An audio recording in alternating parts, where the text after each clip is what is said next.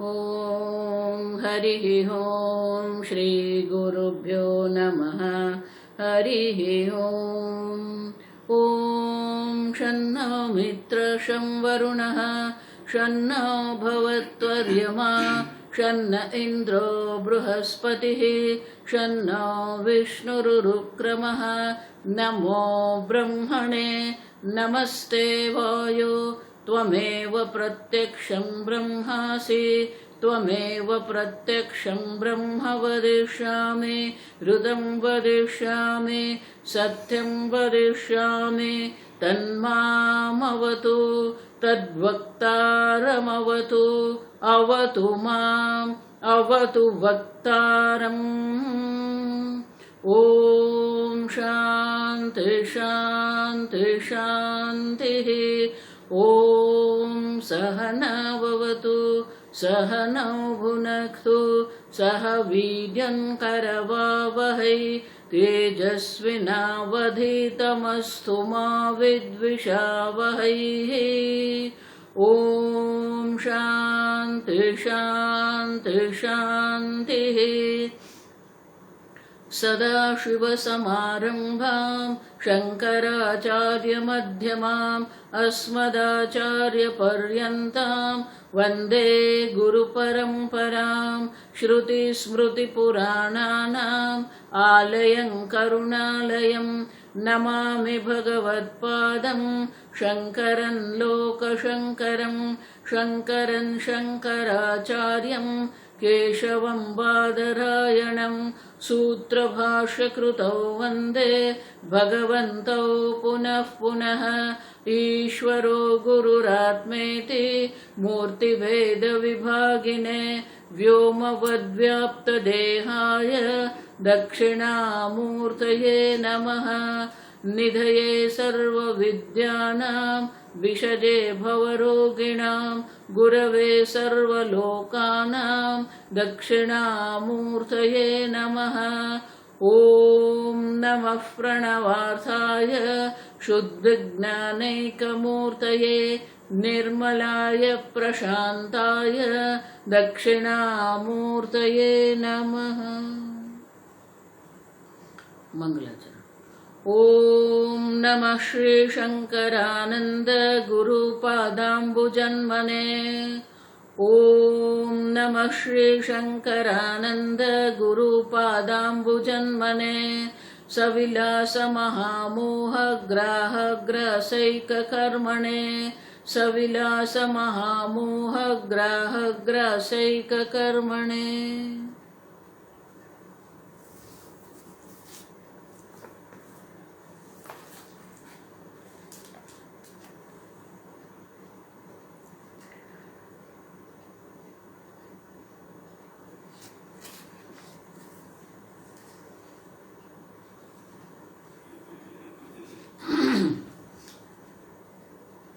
श्लोक नंबर 196।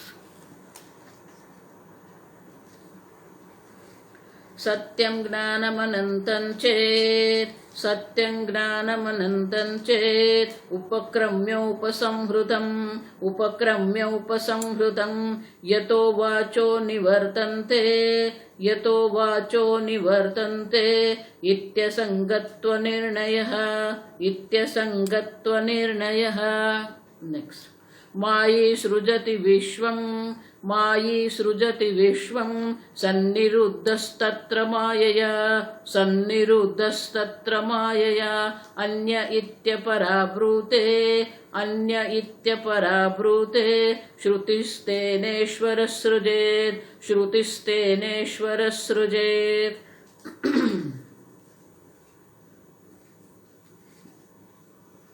विद्यारण्य मुनि बहुत सुंदर रूप से शास्त्र क्या कहते हैं। सत्यम ज्ञानम अनंतम ब्रह्म, जो ब्रह्म है वो सत्य है, निर्विकारी है।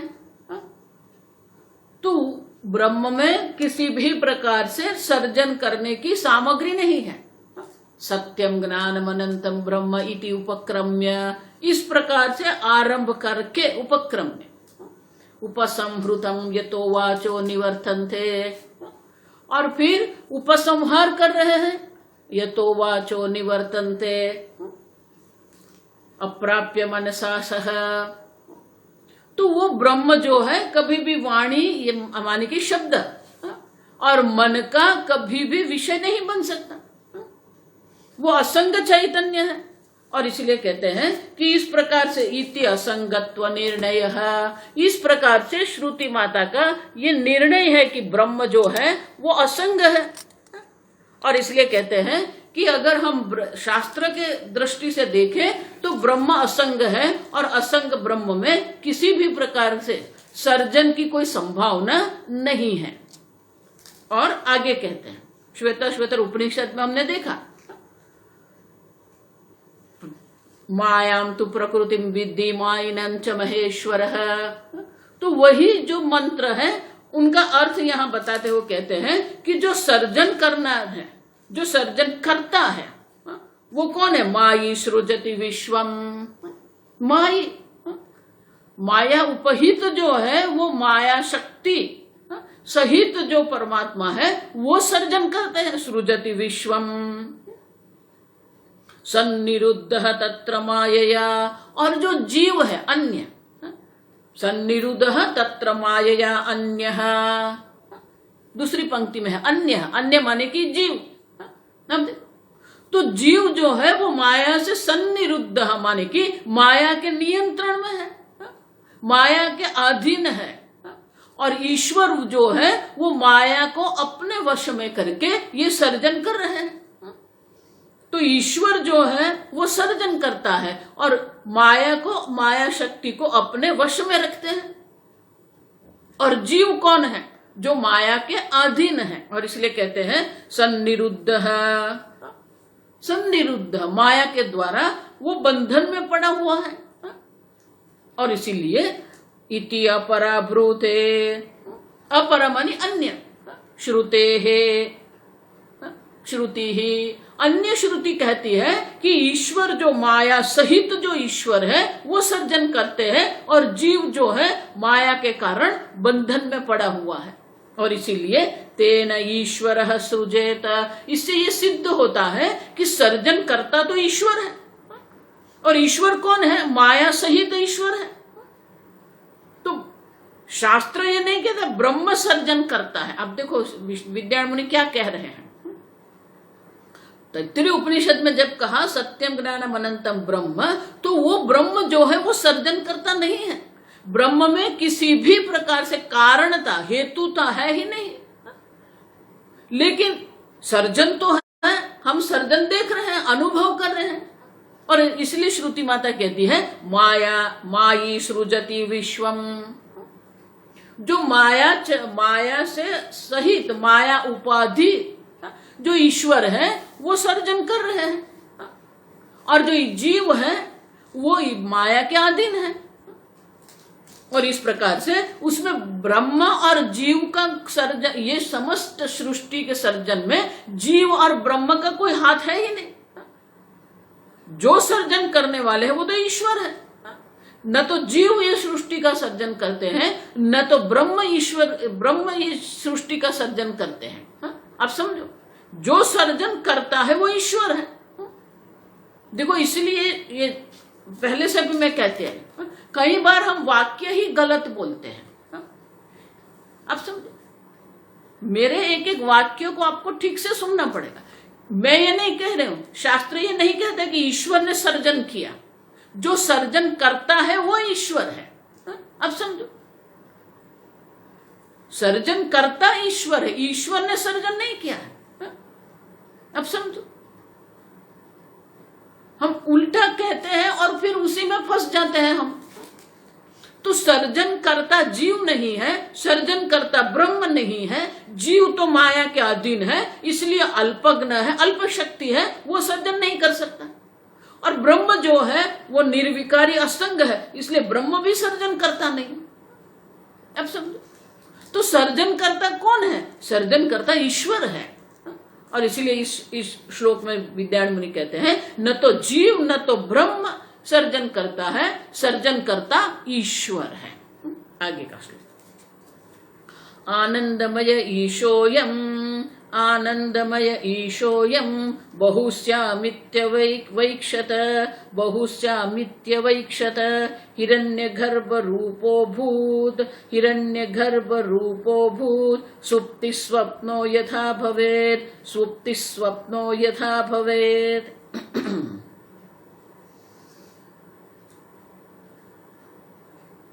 आनंदमयः ईशः अयं बहुस्यामिति अवैक्षत।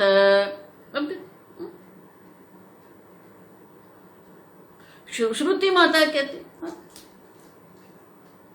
तदैक्षत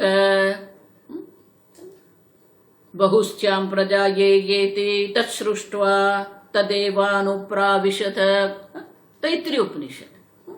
अब देखो तदैक्षत, देखा क्यों?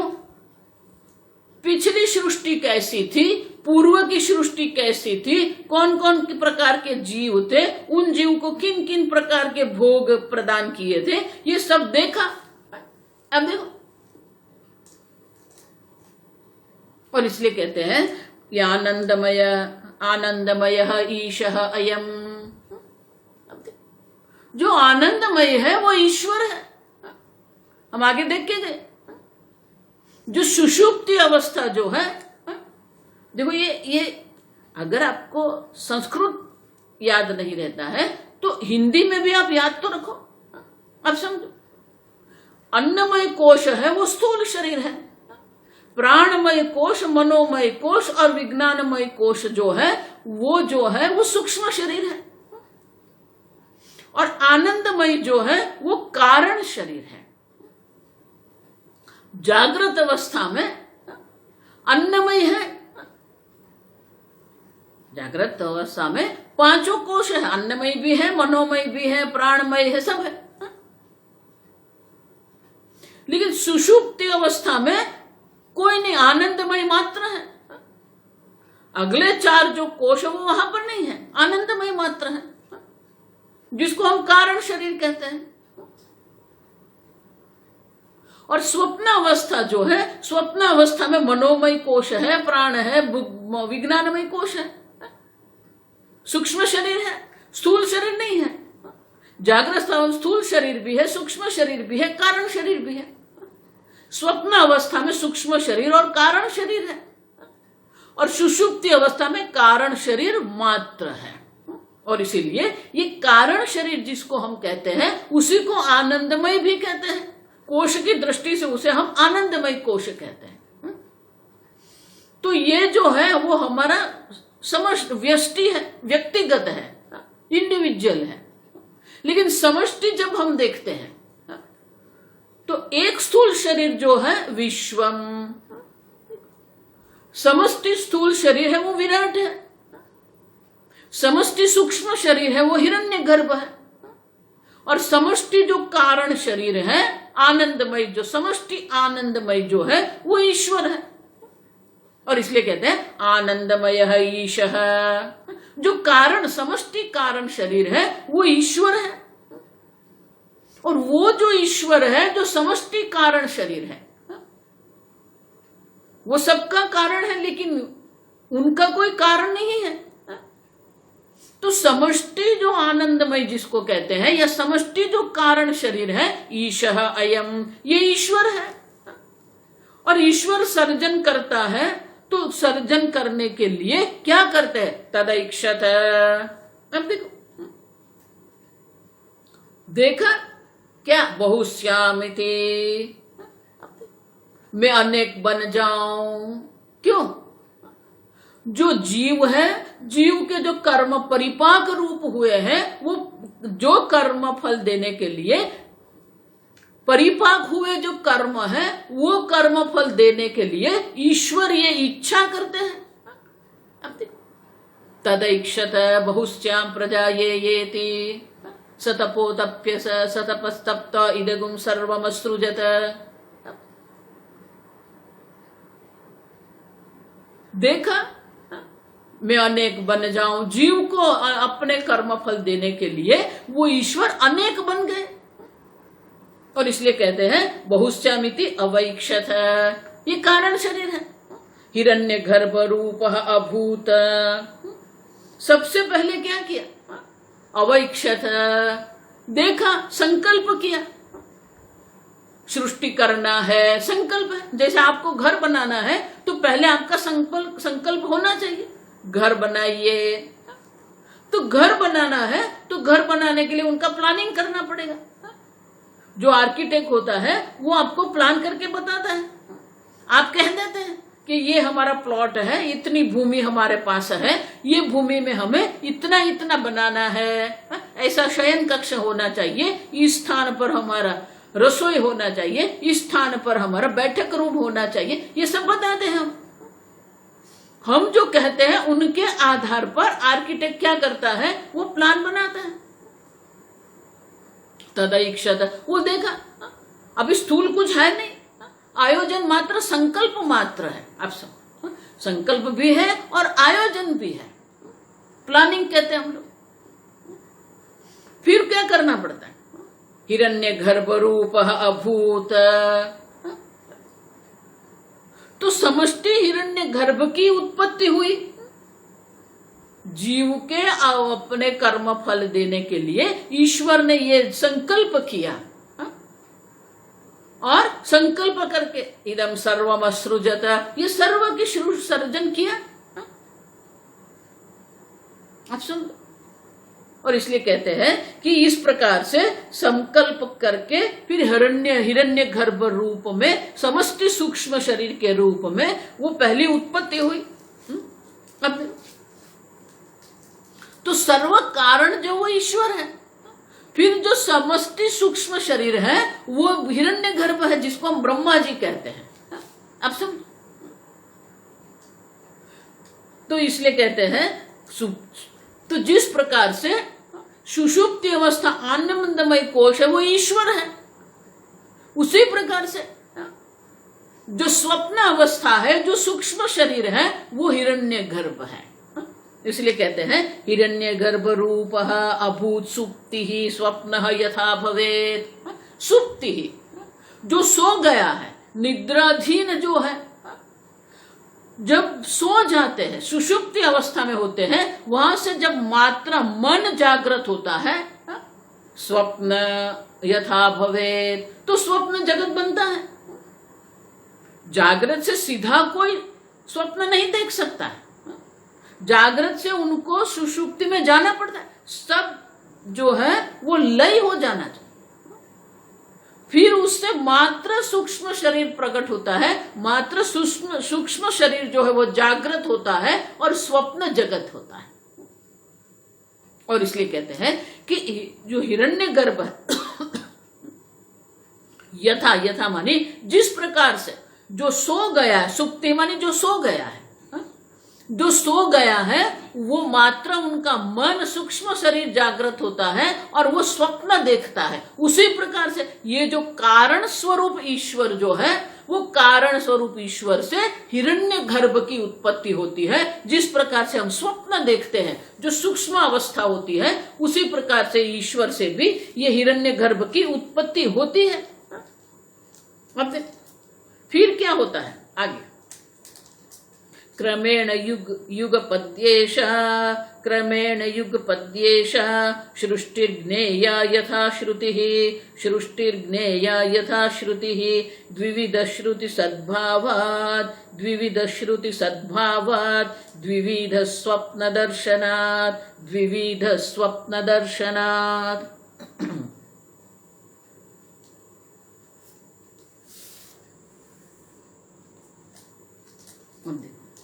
क्रमेण,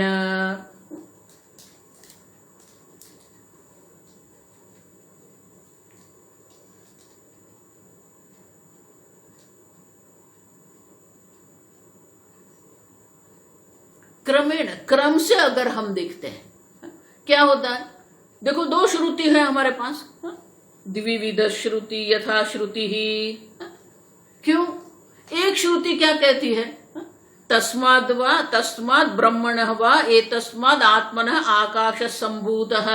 क्रमेण, क्रम से आकाश से वायु, वायु से अग्नि, अग्नि से जल, जल से पृथ्वी।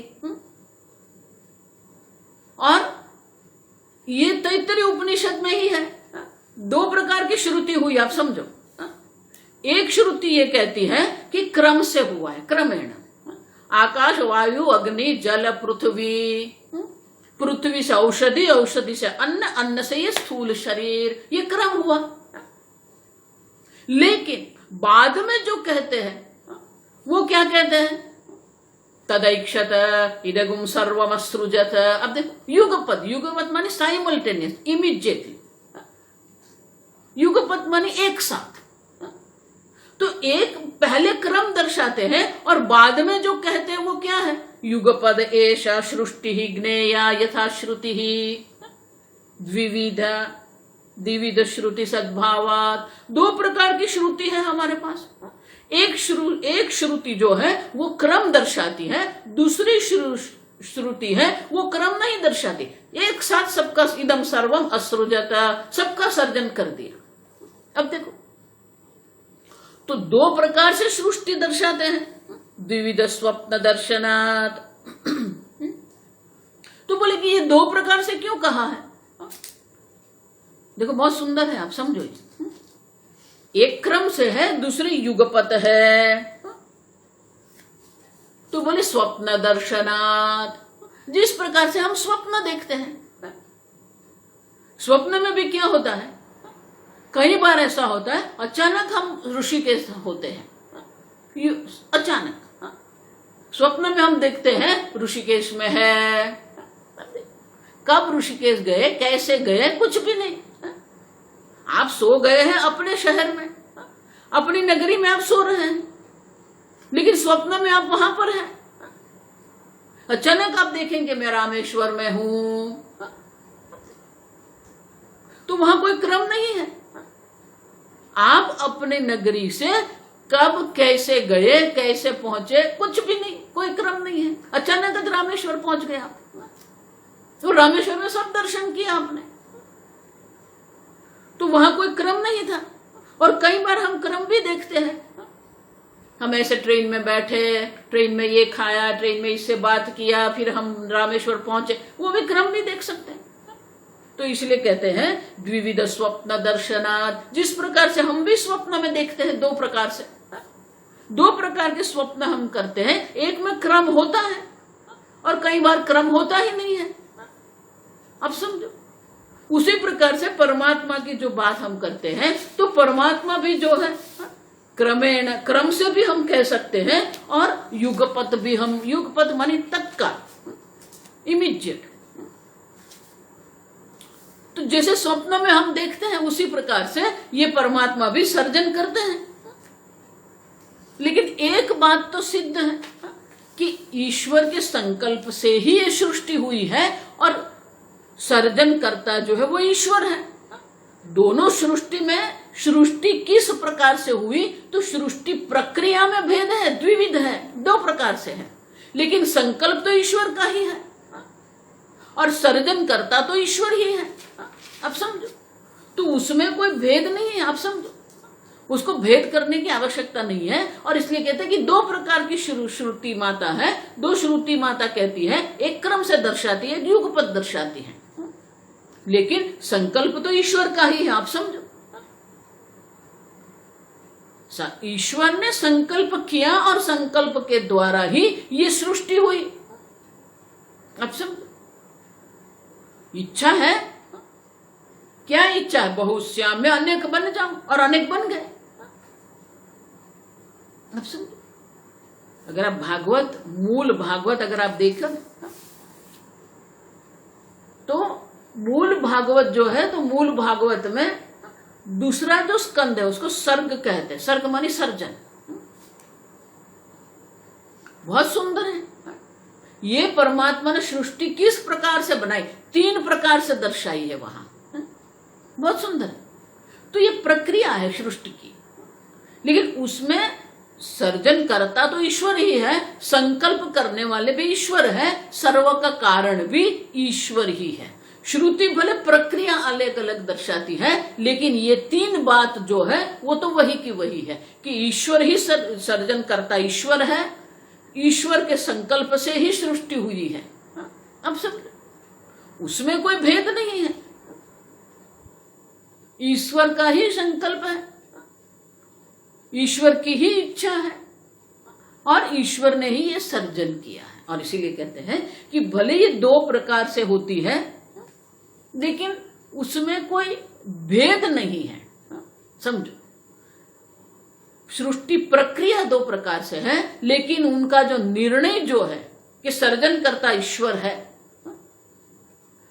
संकल्प ईश्वर ने किया और सर्जन ईश्वर ने किया, उसमें कोई भेद नहीं। और इसलिए कहते हैं कि इसमें आप गड़बड़ में मत करो, क्रम से हो या युगपत हो। जिस प्रकार से आप स्वप्न दर्शन करते हैं, कई बार अचानक होता है, कई बार क्रम से करते हैं, उसी प्रकार से ये प्रक्रिया दर्शाते हैं। आगे हिरण्यगर्भ रूप अभूत, यह कहा ना कि पहले वो कारण ईश्वर है, वो पहले हिरण्यगर्भ मानी समष्टि सूक्ष्म शरीर बन गए।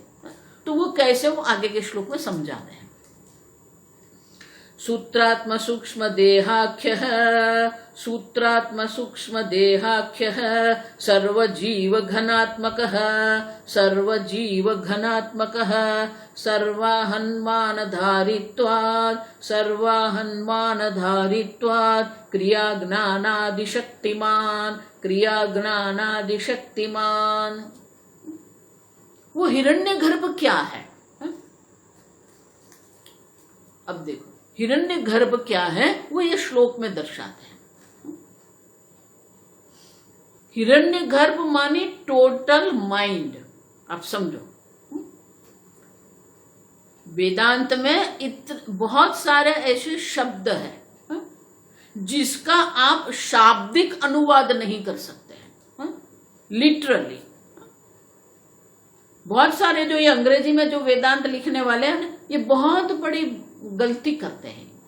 आप सुन, हिरण्यगर्भ मानी क्या है, वो शाब्दिक अर्थ लेते हैं। हिरण्य मानी सुवर्ण और गर्भ मानी एग, गोल्डन एग। अब देखो, गोल्डन एग से कोई संबंध ही नहीं है, आप समझो ठीक से। हिरण्यगर्भ मानी टोटल माइंड। अब सुन, इसलिए पूज्य स्वामी जी जब पढ़ाते थे तो ये सब जो शब्द है उनका क्या अर्थ करना है अंग्रेजी में, तो पूरी एक वोकेबुलरी बनाई है हमने कि कौन से शब्द का अनुवाद क्या करना है। सीधे सीधे आप डिक्शनरी का अर्थ नहीं लगा सकते, शब्दकोश में देख लिया, शब्दकोश में ये नहीं, ऐसा नहीं है।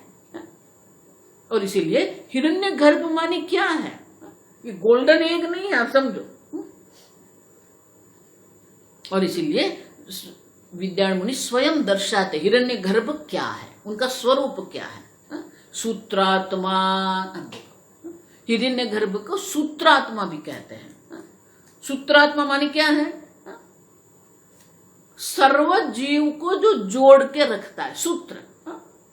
जैसे हम हार, पुष्प का हार देखते हैं तो पुष्पमाला जो होती है, तो पुष्प जो है, सर्व पुष्प एक विशेष प्रकार से उनकी व्यवस्था है,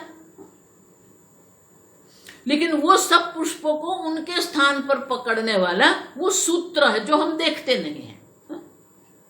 जब पुष्पमाला हम देखते हैं तो पुष्प की रचना हम देखते हैं, लेकिन उनको पकड़ने वाले सूत्र को हम नहीं देखते हैं। लेकिन वो पुष्पमाला को देख के हम समझ जाते हैं कि उनके अंदर वो सूत्र है। उसी प्रकार से ये जो सूक्ष्म शरीर, जो समष्टि सूक्ष्म शरीर है, वो सूत्रात्मा है। क्यों? क्योंकि सबको पकड़ के एक रखते हैं। सर्व जीव जो है, सर्व जीव का जो सूक्ष्म शरीर है, वो सूक्ष्म शरीर का जो समूह है, सूक्ष्म देहाख्य है, जिसको सूक्ष्म देह कहते हैं। आख्य मानी नाम, जिसको सूक्ष्म देह कहते हैं, और वो सूत्रात्मा है। आत्मा, यहां आत्मा मानी सेल्फ नहीं, आत्मा नहीं, आत्मा मानी कि स्वरूप। तो वो उनका स्वरूप क्या है, वो क्या है, सबको जोड़ के रखते हैं, सूत्र। सूक्ष्म देहाख्य सर्व जीव घनात्मक। सर्व जीव माने कि जो सर्व सूक्ष्म शरीर जो है, जीव माने प्राण धारण करने वाला सूक्ष्म शरीर। ये स्थूल देह है, लेकिन ये स्थूल देह को जीवंत बनाने वाला तो सूक्ष्म शरीर है। जीव प्राण धारणे, जीव माने कि जो प्राण को धारण करता है वो सूक्ष्म शरीर। अब देखो तो सर्व जीव घनात्मक। अब देखो घनात्मक माने कि एक साथ है। सर्व जीव माने कि सर्व सूक्ष्म शरीर जो है, समष्टि सूक्ष्म शरीर एक साथ है, घनात्मक। देखो ये मैं आगे इसलिए कह रही कि अगर आप डिक्शनरी खोल के अगर ये श्लोक का अर्थ करेंगे ना, कुछ नहीं मिलेगा। घन का अर्थ होता है सॉलिड, तो यह कोई सॉलिड नहीं है, आप समझो। घन माने समूह, सर्व सूक्ष्म शरीर को एक साथ पकड़ के जो रखता है, सूत्रात्मा इसलिए कहते हैं। आपका सूक्ष्म शरीर है, मेरा सूक्ष्म शरीर है, सबका सूक्ष्म शरीर है। हमें ऐसा लग रहा है कि एक एक अलग अलग है, लेकिन वो अलग अलग नहीं है, समष्टि है वो सूत्रात्मा, सबको एक साथ पकड़ के रखता है। उसी को हम कहते हैं सर्व जीव घनात्मक। सर्व जीव को, सर्व सूक्ष्म शरीर को एक साथ पकड़ के जो रखता है, समूह में जो रखता है, जिस प्रकार से सूत्र पुष्प को पकड़ के रखते हैं, इसी प्रकार से सर्व अहन्मान। अब देखो मानधारित्वात्, सर्व में अहम मान माने कि अभिमान, अहम मान माने कि वो आत्म बुद्धि करके बैठा, अहम बुद्धि करके बैठा है। जो अहम, देखो इसीलिए शास्त्र बहुत सुंदर कहते हैं, तत्वबोध में भी हम देख के गए, स्थूल शरीर अभिमानी विश्वम, समष्टि स्थूल अभिमानी विराट। उसी प्रकार से व्यष्टि जो है एक सूक्ष्म शरीर अभिमानी तेजस, समष्टि सूक्ष्म शरीर अभिमानी जो है, और इसलिए कहते हैं अहन्मान धारित्वात्, जो उसमें अहम बुद्धि करके बैठा है। और वो जो हिरण्य गर्भ जो है वो क्या है, क्रिया ज्ञान आदि शक्तिमान। क्रिया, इच्छा और ज्ञान, तीन होते हैं। तीन प्रकार की शक्ति है परमात्मा की, ज्ञान शक्ति, इच्छा शक्ति और क्रिया शक्ति। तो परमात्मा की जो कारण शरीर जो है वो तो अव्यक्त है, लेकिन वो जो अव्यक्त जो कारण शरीर है, वो अव्यक्त कारण शरीर से समष्टि सूक्ष्म शरीर की उत्पत्ति हुई, हिरण्य गर्भ की उत्पत्ति हुई, जहां हिरण्य गर्भ में ये ज्ञान शक्ति, इच्छा शक्ति और क्रिया शक्ति जो है वो अभिव्यक्त होती है। और इसीलिए हिरण्य गर्भ जो है वो ये तीन शक्ति वाला है। वो हिरण्य गर्भ में ये तीन प्रकार की शक्ति अभिव्यक्त होती है। अब समझो, प्राण जो है वो क्रिया शक्ति है, मन जो है प्राणमय कोश है वो क्रिया शक्ति है, मनोमय कोश जो इच्छा शक्ति है, और विज्ञानमय कोश जो है वो ज्ञान शक्ति है। और इसीलिए कारण शरीर में सर्व अव्यक्त अवस्था में था, अब ये क्या हो गया, ये तीन क्रिया शक्ति, इच्छा शक्ति और ज्ञान शक्ति प्रकट होती है, अभिव्यक्त होती है, और उसमें अहम बुद्धि करके बैठा, मैं हूं, अभिमानी उसको कहते हैं। कारण शरीर अभिमानी प्राज्ञ है, ये स्थूल शरीर जो है, लेकिन स्थूल शरीर में अहम बुद्धि करके बैठा है जीव। मैं देह हूं, अब देखो, मैं मन हूं, मैं बुद्धि हूं, और उसी प्रकार से सर्व अहम सर्व जो सूक्ष्म शरीर है वो सर्व सूक्ष्म शरीर में अहम बुद्धि करके जो बैठा है, जो चैतन्य अहम बुद्धि करके बैठा है, उसे हम हिरण्यगर्भ कहते हैं। शरीर नहीं, आप समझो। और इसलिए कहते हैं कि समष्टि कारण शरीर में जो अहम बुद्धि करके बैठा है वो ईश्वर है, और समष्टि सूक्ष्म शरीर में जो अहम भाव करके बैठा है, अहम बुद्धि करके बैठा है, उसे हम हिरण्यगर्भ कहते हैं। और वो हिरण्यगर्भ में ये तीन शक्ति अभिव्यक्त होती है, प्राण शक्ति, इच्छा शक्ति और ज्ञान शक्ति। और इसलिए कहते हैं ये हिरण्यगर्भ का स्वरूप है, सर्व में अहम बुद्धि करके बैठा है, सर्व सूक्ष्म शरीर का वो समूह है, घनात्मक है, और वो सर्व जीव को, सर्व सूक्ष्म शरीर को जोड़ के रखता है, और इसीलिए उसको सूत्रात्मा भी कहते हैं। अब तो बोले कि ये हिरण्यगर्भ में तीन प्रकार की शक्ति है, तो वो कैसे है? तो आगे के श्लोक में कहते हैं, प्रत्युषेव प्रदोषेव प्रत्युषेव प्रदोषेव मग्नो मंदे तमस्ययम् मग्नो मंदे तमस्ययम् लोको भाति यथा तद्वत् लोको भाति यथा तद्वत् अस्पष्टं जगदीक्ष्यते अस्पष्टं जगदीक्ष्यते। बहुत सुंदर दृष्टांत देते हैं। प्रत्युषे उषा, उषा माने उषा और संध्या दो है। उषा माने प्रातः काल, प्रदोषे संध्या काल। तो प्रातः काल जब होता है और संध्या काल जब होता है, आप समझो। प्रातः काल माने क्या है? उसको हम अरुणोदय कहते हैं, अरुणोदय काल कहते हैं। अभी सूर्य का उदय नहीं हुआ है, लेकिन सूर्य का जो सारथी अरुण है वो अरुण का उदय हो गया है, मानी प्रकाश है, मंद मंद प्रकाश है वहां। सूर्य अभी उदित नहीं हुआ है, प्रातः काल है, तो वहां जो प्रकाश जो है मंद प्रकाश है, या तो फिर मंद तमस भी है। आप समझो, थोड़ा अंधकार जैसा भी है, थोड़ा प्रकाश जैसा भी है। उसी प्रकार से प्रदोष काल, जिसको संध्या काल कहते हैं, जब सूर्य अस्त हो गया है लेकिन पूर्णतः अंधकार रात्रि नहीं हुई है, तो वहां भी क्या होगा? मग्न मंदे तमसी अयम जगत। अब देखो, अयम लोक, ये जो लोक है, ये जो जगत है, वो क्या होता है?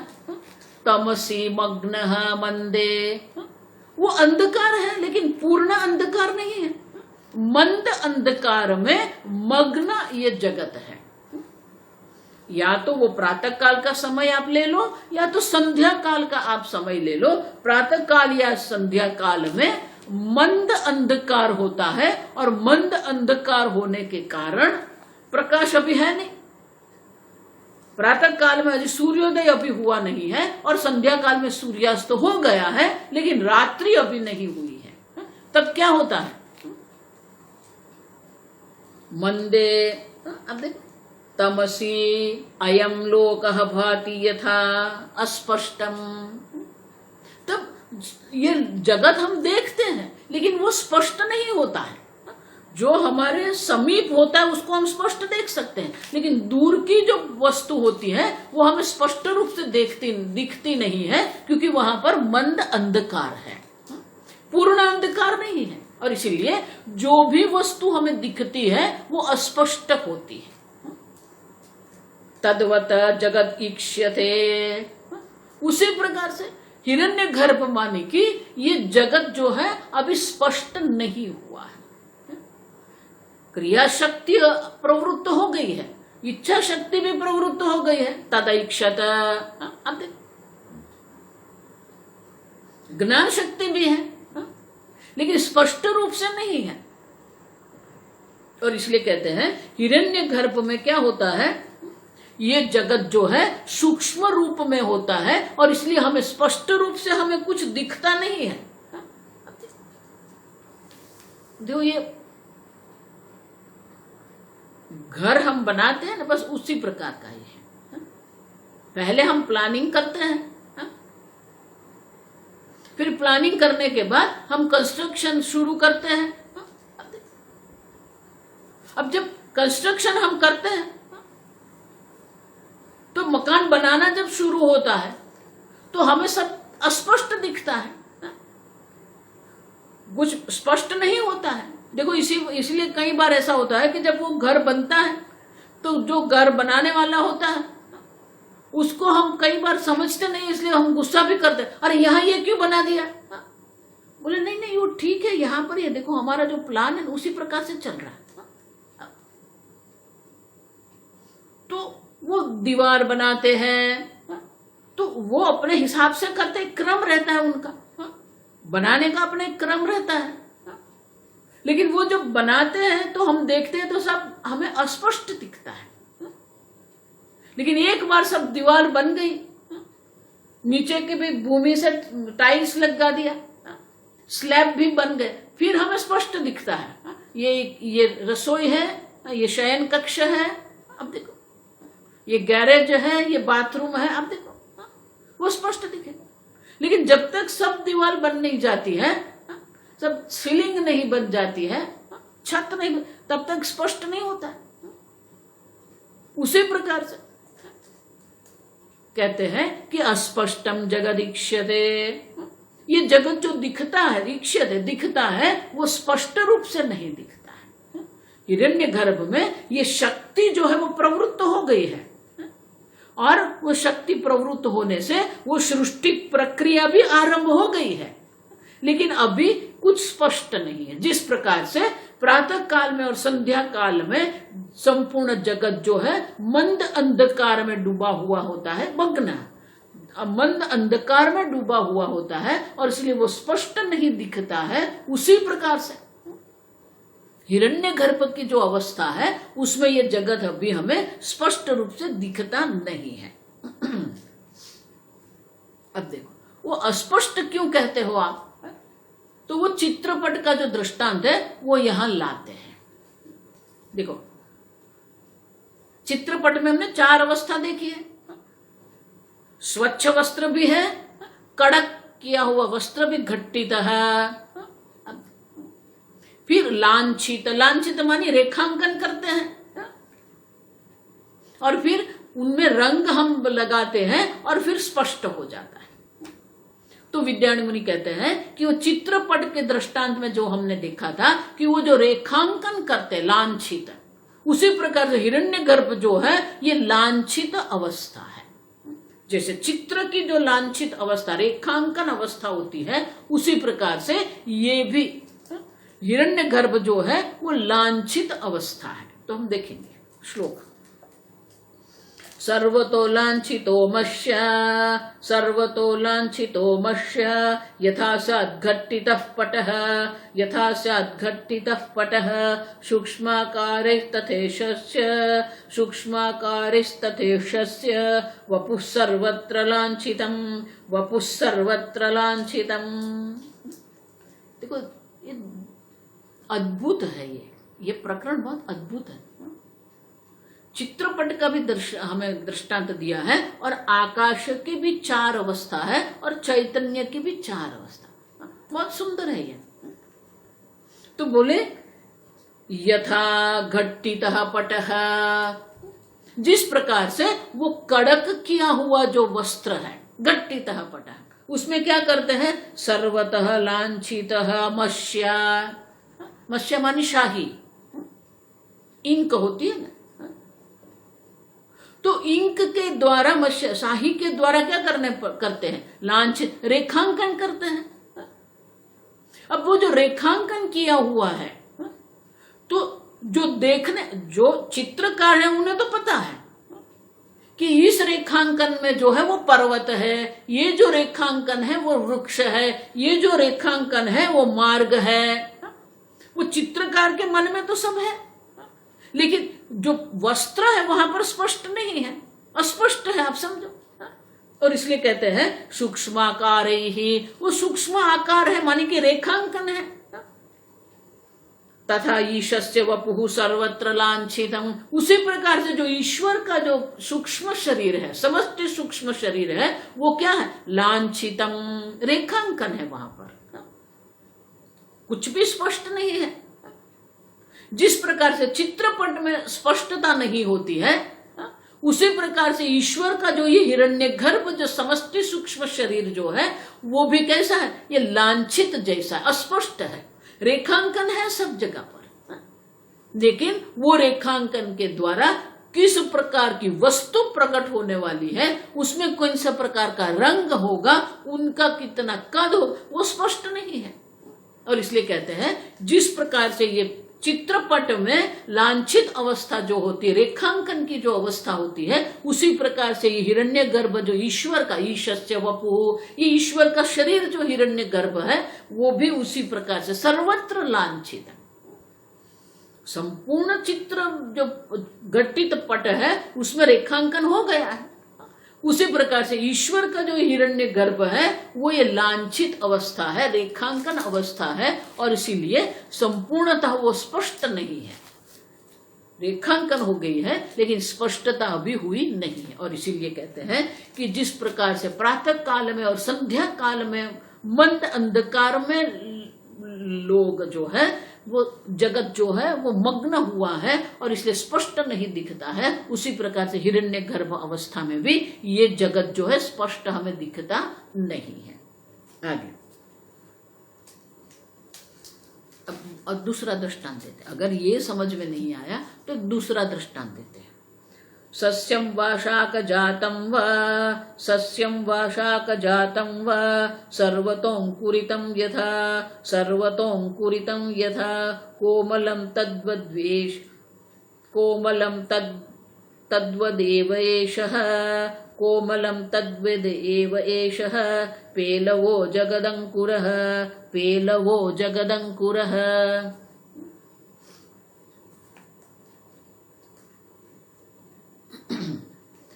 सस्यम व शाकजातम, सस्य मानी धान, गेहूं है, चावल है, ये धान है, उसको सस्य कहते हैं। शाकजातम, शाक मानी वेजिटेबल्स। अब देखो, सस्यम व शाकजातम व सर्वतो अंकुरितम यथा, वो अंकुरित हो गए हैं। धान को जब हम भूमि में रखते हैं और जो शाक होता है, वेजिटेबल, सब्जी कहते हैं हम हिंदी में, तो सब्जी के भी जो बीज होते हैं, बीज को हम भूमि में रखते हैं, उसको पानी डालते हैं, तो वो क्या होता है? अंकुरितम, वो अंकुरित होता है। अब तो या तो आप धान ले लो या तो आप सब्जी के बीज ले लो। सर्वत, तो उसका क्या होगा? वो अंकुरित हो जाएंगे। अब वो अंकुरित तो हो गया।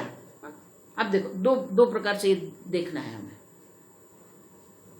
अब जो हमने एक साथ अगर डाले हैं, धान भी है और सब्जी के बीज भी है, अब क्या होगा? जब वो अंकुरित होते हैं तो सब अंकुरित, सब बीज जो है वो अंकुरित हो गए, लेकिन किस अंकुर से गेहूं का पौधा बनेगा और किस अंकुर से ये सब्जी का पौधा बनेगा, वो स्पष्ट नहीं है हमें। अंकुर हम देख सकते हैं क्योंकि सर्वतः अंकुरित, सर्व प्रकार से वो अंकुरित तो हो गए हैं, सर्व बीज अंकुरित हो गए, लेकिन कौन से बीज, कौन से अंकुर से किस प्रकार से पौधा बनेगा वो हमें स्पष्ट नहीं होता है। जब तक वो पौधा बड़ा नहीं होता है और उसमें पत्ते नहीं आते हैं, वो पत्ते से ही हम पहचान सकते हैं कि ये कौन सा है। अब देखो, और इसलिए कहते हैं यथा, और कोमलम, वो कोमल होते हैं। कोमलम तद्वद एषः पेलवः जगदंकुरः, पेलव माने कोमल। उसी प्रकार से हिरण्यगर्भ जो है ये जगत का अंकुर है, अंकुर अवस्था है और वो कोमल है, लेकिन उसमें कोई स्पष्टता नहीं है। तो हिरण्यगर्भ जो है, जिस प्रकार से धान या जो सब्जी के बीज जो होते हैं, उनके जो अंकुर जिस प्रकार से होते हैं वो कोमल भी होते हैं और स्पष्ट नहीं है हमें, उसी प्रकार से ये हिरण्यगर्भ अवस्था जो है वो जगत की अंकुर अवस्था है। और वो अंकुर अवस्था होने से उसमें से क्या उत्पन्न होगा वो स्पष्टता नहीं होती है, और इसीलिए वो अस्पष्ट होता है और वो कोमल होता है। फिर वो पौधा हो जाएगा, बड़ा हो जाएगा, सब हो जाएगा, फिर वो वृक्ष भी हो सकता है। आप समझो ठीक से, अगर वो नीम है तो वो नीम का बीज आपने डाल दिया है तो उससे वो अंकुर तो बन गया, लेकिन अंकुर से वो नीम का जब वृक्ष बनता है तो वो तना भी होता है, शाखा भी होती है, पत्ते भी होते हैं, फल भी होते हैं, सब होता है, तो वो स्पष्ट रूप से है। लेकिन जब तक वो अंकुर अवस्था में होता है तब वो कोमल भी होता है और अस्पष्ट होता है। उसी प्रकार से ये हिरण्यगर्भ अवस्था जो है वो कोमल अवस्था है और वो अस्पष्ट जगद अंकुर है। और इसलिए विद्यायन मुनि कहते हैं कि ये जगत का जो अंकुर है, वो जगत का अंकुर जो बीज अवस्था से, वो बीज अवस्था जो माया रूप जो बीज अवस्था है, अव्यक्त अवस्था है, वो बीज अवस्था जो माया की अव्यक्त बीज अवस्था से वो अंकुरित हुआ है। तो अंकुरित अवस्था में जो होता है उसे हम हिरण्यगर्भ कहते हैं, सूत्रात्मा कहते हैं, क्योंकि सब सूक्ष्म शरीर को वो एक साथ पकड़ के रखता है और इसलिए वो सूत्रात्मा है, वो हिरण्यगर्भ है, लेकिन अंकुर के समान वो अस्पष्ट है। अब स्थूल जो अवस्था है, माने कि वो सृष्टि जो है वो क्या है, वो हम कल देखेंगे।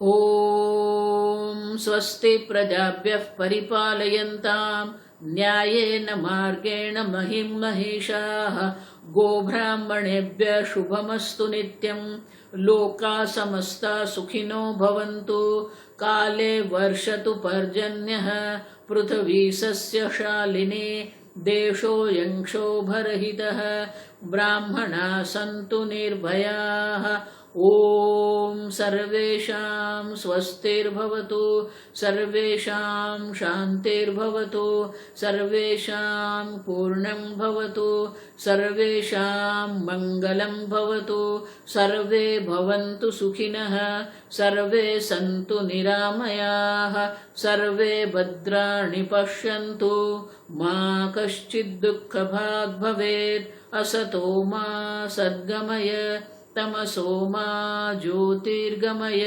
मृत्युर्मा अमृतंगमय। ओम पूर्णमदः पूर्णमिदं पूर्णात् पूर्णमुदच्यते पूर्णस्य पूर्णमादाय पूर्णमेवावशिष्यते। ओम शांति शांति शांति। हरिः ओम श्री गुरुभ्यो नमः। हरिः ओम।